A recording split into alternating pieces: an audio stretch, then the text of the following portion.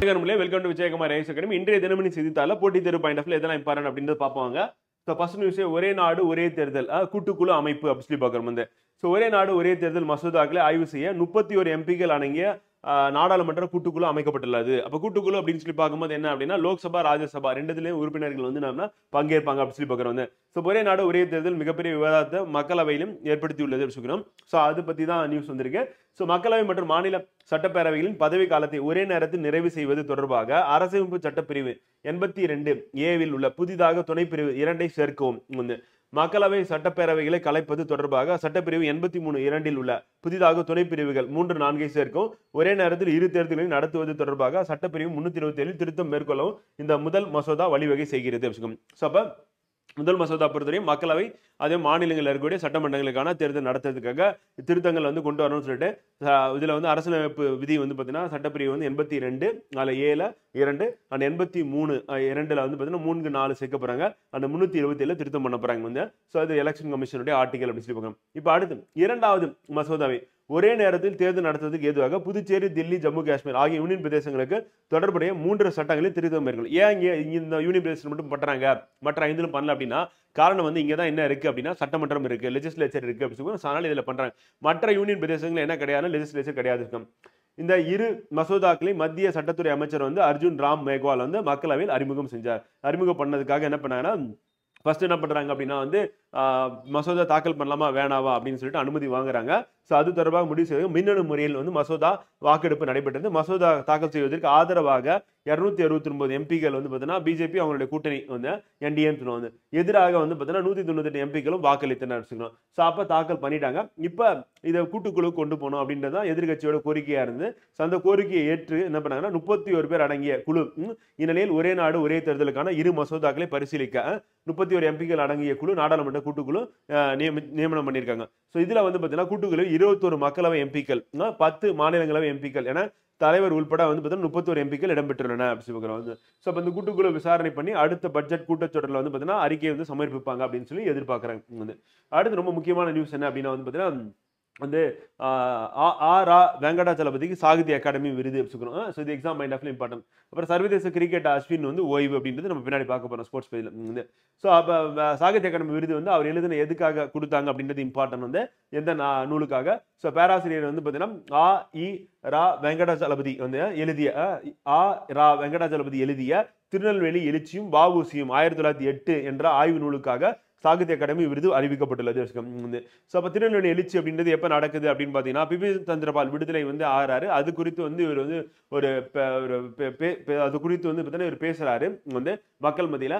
So அந்த நிகழ்வு காரணமாக வந்து பார்த்தீங்கன்னா என்ன ஆகுதுன்னா ஆங்கிலேய அரசு வஉசி வந்து கைது பண்றாங்க. அப்படி கைது பண்ணனால என்ன ஆகுது அப்படின்னா மக்கள் வந்து போராட்டத்தில் ஈடுபடுறாங்க. அந்த போராட்டம் என்னவா மாறுது அப்படின்னா மிகப்பெரிய ஒரு எழுச்சியா திருநெல்வேலியில ஏற்படுத்தி வச்சுக்கிறோம். ஸோ அந்த இது அதை பத்தின அப்ப நடந்த வரலாற்றை தான் வந்து பார்த்தீங்கன்னா இந்த நூல் வந்து குறிப்பிட்டு சொல்லுது வச்சுக்கிறோம். ஸோ 1908 மார்ச் 11 வஉசி கைதை தொடர்ந்து திருநெல்வேலியிலும் தூத்துக்குடியிலும் மக்கள் போராட்டத்தில் ஈடுபட்டனர். அவர்கள் மீது நடத்தப்பட்ட அடக்குமுறையின் தொடர்ச்சியாக ஏற்பட்ட எழுச்சி குறித்து அதன் விளைவுகள் குறித்தும் இந்நூல் விரிவாக ஆராய்ந்துள்ளது அப்படி பார்க்கிறோம். இதுக்காக சாகித்ய அகாடமி விருது அப்படின்றது வழங்கியிருக்காங்க அப்படி பார்க்கிறோம். இது தொடர்புடைய நியூஸ் அப்படின்றது நம்ம தி ஹிந்துலையும் கொஞ்சம் டீட்டெயிலாகவே கவர் பண்ணியிருக்காங்க. அது என்ன அப்படின்றத நம்ம அந்த இதுல பார்ப்போம், அந்த வீடியோல பார்ப்போம்.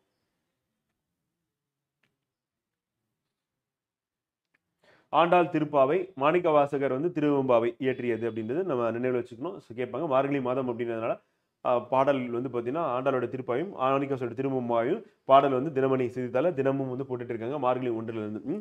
அடுத்து சென்னையில் உள்ள தென்மண்டல தேசிய பசுமை தீர்ப்பாயம் அப்படின்னு சொல்லி பார்க்குறோம்.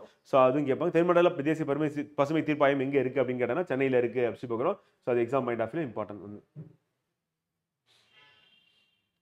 அடுத்து புத்தாக்க எரிசக்திக்கான 2030 இலக்கு 500 ஜிகாவாட்.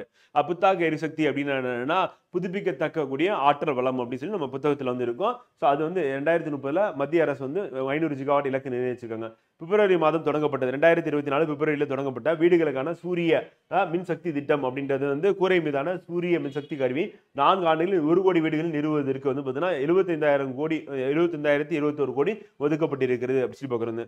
ஸோ இதில் வந்து சூரிய மின்சக்தி நிறுவுவதற்கான செலவில் வந்து 60% மானியமாக வழங்கப்படுகிறது. 1 கிலோவாட் திறனுக்கு வந்து மானியம் எவ்வளோனா 30,000 ரூபாய், 2 கிலோவாட் திறனுக்கு 60,000 ரூபாய் அண்ட் 3 கிலோவாட்டுக்கு வந்து 78,000 ரூபாய் மானியம் வந்து வழங்கப்படுகிறது.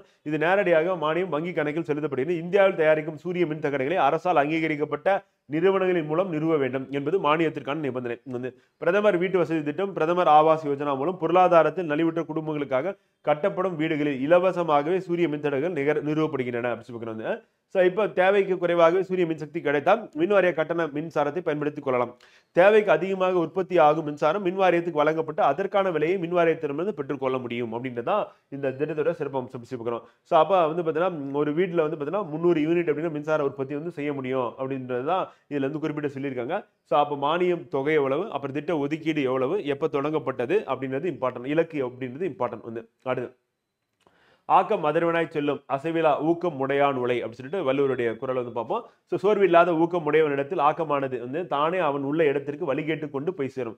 திருக்குறள் வந்து 594 அதிகாரம் ஊக்கமுடைமை. ஸோ ஊக்கத்தோட இருந்தா போதும் செல்லும் உங்களை வந்து சேரும் அப்படின்றதான் வந்து பார்த்தீங்கன்னா வள்ளுவர் சொல்றாரு. வந்து ஸோ ஊக்கத்தோட நீங்க படிச்சீங்க அப்படின்னா கண்டிப்பா தேர்வுல வெற்றி பெறலாம் அப்படின்றத நம்ம எடுத்துக்கலாம். வந்து அடுத்து வந்து கலைஞரின் கனவு இல்ல திட்டம் 400 கோடி ஒதுக்கீடு மேலும் வந்து ஸோ குடிசை இல்லா தமிழ்நாடு என்ற இலக்கை வந்து அடையும் வகையில் வந்து 8 லட்சம் குடிசை வீடுகளுக்கு பதிலாக கலைஞரின் கனவு இல்ல திட்டம் அப்படின்றது வந்து காங்கிரீட் வீடுகள் கட்டித்தரும் திட்டம் அறிவிக்கப்பட்டது 2030க்குள்ள. வந்து இதுல 360 சதுர அடி வீடு வந்து பார்த்தீங்கன்னா அந்த திட்டத்தின் கீழ் அரசு சிமெண்ட் மற்றும் இரும்பு கம்பிகள் குறைந்த விலையில் கொள்முதல் செய்யப்பட்டு வழங்கப்பட்டு வருகின்றன அப்படி சொல்லிக்கிறோம். ஸோ கூடுதலாக இன்னும் சில இன்ஃபர்மேஷன் வந்து தி ஹிந்து நியூஸ் பேப்பர்ல இருந்து இருக்கு. ஸோ அங்க இருக்கிறத நம்ம சேர்த்து பார்த்துட்டீங்கன்னா கரெக்டாக இருக்கும். அடுத்த இது வீடியோ வந்து பார்த்தீங்கன்னா உங்களுக்கு வந்து ஹிந்து நியூஸ் பேப்பர்ல வீடியோ அப்லோட் ஆகும். ஸோ அந்த வீடியோ பார்த்துருக்கீங்க அப்படின்னா அடிஷனல் பாயிண்ட்ஸ் நீங்க நோட் பண்ணிக்கலாம். சாகித்ய அகாடமி விருது பற்றியும் அதே மாதிரி இதில் இருக்கக்கூடிய கலைஞர் கனவு இல்ல திட்டத்தை பற்றியும் வந்து அடுத்து ரவிச்சந்திரன் அஸ்வின் ஓய்வு.